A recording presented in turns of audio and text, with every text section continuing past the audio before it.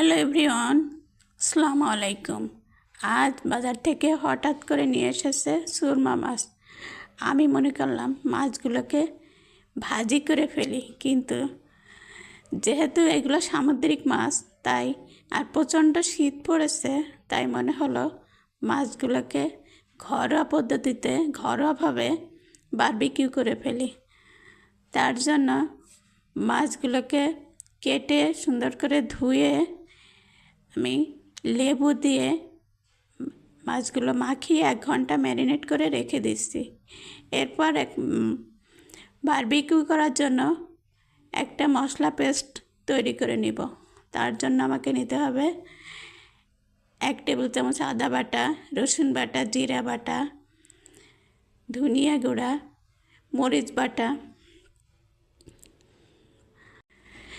Barbecue sauce, soya sauce, dark sauce, oyster sauce, fish sauce, mustard paste, ধনিয়া গুঁড়া, 1 table চামচ চিনি, লবণ স্বাদ মতো, 2 চামচ সরিষার তেল দিয়ে মাখিয়ে লেবু মাখা মাছটাকে ধুয়ে সুন্দর করে মাখিয়ে 1 ঘন্টা ম্যারিনেট করে রেখে দেব।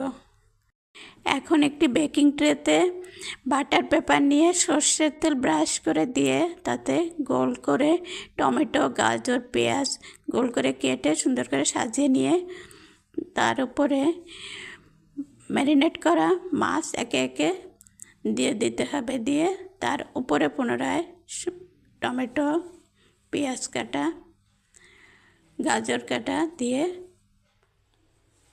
সাজিয়ে দিতে হবে। এরপর ইলেকট্রিক ওভেনে 200 ডিগ্রি সেলসিয়াসে 30 মিনিট কুক করে নিতে হবে।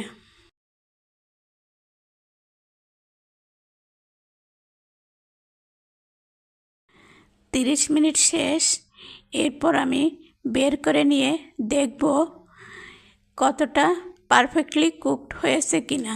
একটা কাঠির সাহায্যে আমি চেক করে দেখব যে মাছটা কতটা কুকড হয়েছে।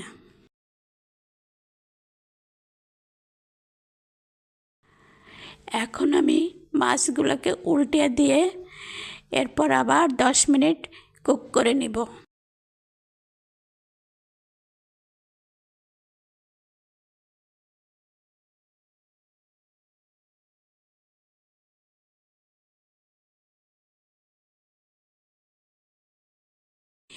এই প্রচণ্ড শীতে রেস্টুরেন্টে না গিয়ে ঘরে বসেই বানিয়ে নিতে পারেন মজাদার ফিশ বারবিকিউ। হেভি মজা।